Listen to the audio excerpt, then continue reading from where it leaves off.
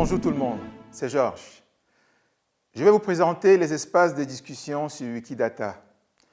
Nous allons voir comment la communauté bénévole dialogue et s'organise pour créer cette base de connaissances. Wikidata est un processus de création permanent. Tous les jours, des gens comme vous et comme moi créent de nouveaux éléments, de nouveaux triplets ou proposent d'y créer de nouvelles propriétés. Pendant vos contributions à Wikidata, vous serez amené à croiser bien d'autres bénévoles avec qui vous allez interagir. Cela peut arriver pour toutes sortes de raisons.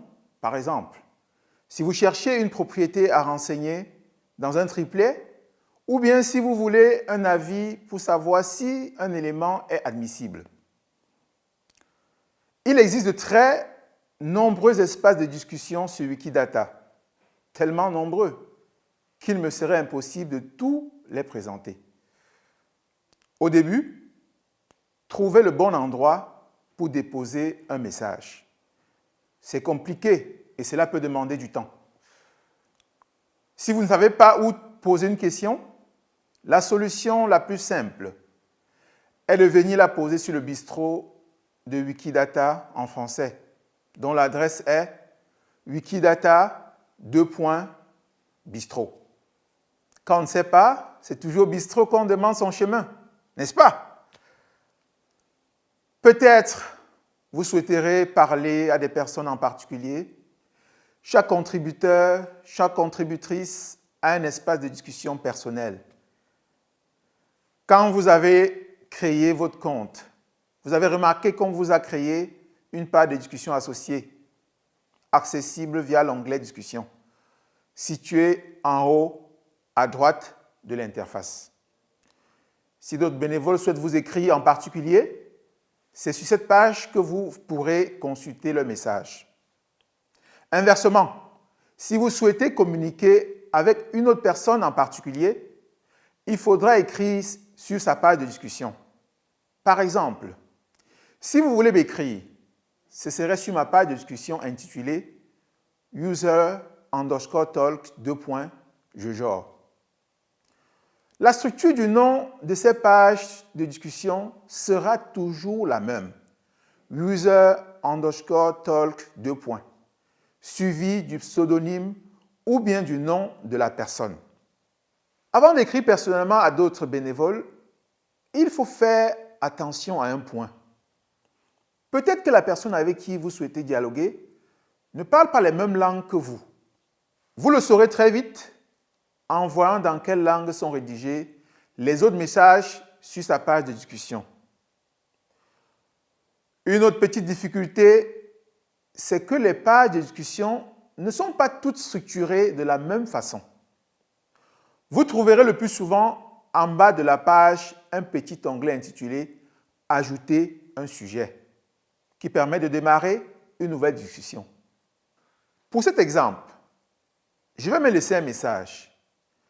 Si vous souhaitez répondre à mon message en vous présentant, cliquez sur « Modifier ». Vous verrez que pour garder une lisibilité sur ces pages, quand beaucoup de personnes y écrivent, il faut utiliser une indentation avec les 2 points de votre clavier. Chaque fois qu'une autre personne répond, on ajoute 2 points. Voilà pour le dialogue entre pages de discussion des bénévoles. Il vous arrivera aussi d'avoir besoin de parler d'une page d'éléments ou d'une propriété bien précise. C'est le même principe que pour dialoguer avec des bénévoles. Toute page d'éléments, de propriété ou de lexème a son onglet Discussion associée. Et au lieu de parler à une personne en particulier, vous allez parler d'un élément ou bien d'une propriété. Là aussi, il faut penser à certains points en écrivant votre message. Si vous écrivez sur la page de discussion d'un élément ou d'une propriété, il se peut que d'autres personnes en capacité de vous répondre ne lisent pas le français.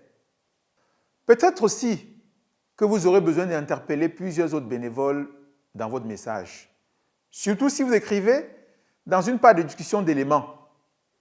Pour notifier d'autres personnes, le modèle à utiliser est un arrobase, suivi du nom ou du pseudonyme de la personne que vous interpellez. Arrobase, 2 points. Vous savez maintenant comment rédiger un message, comment y répondre, comment notifier une autre personne, mais il reste un dernier point très important. Signez les messages.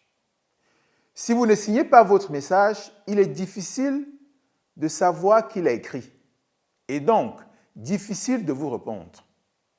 Pour signer votre message, cliquez sur l'icône qui permet d'insérer la signature automatiquement ou bien insérer 4 tildes.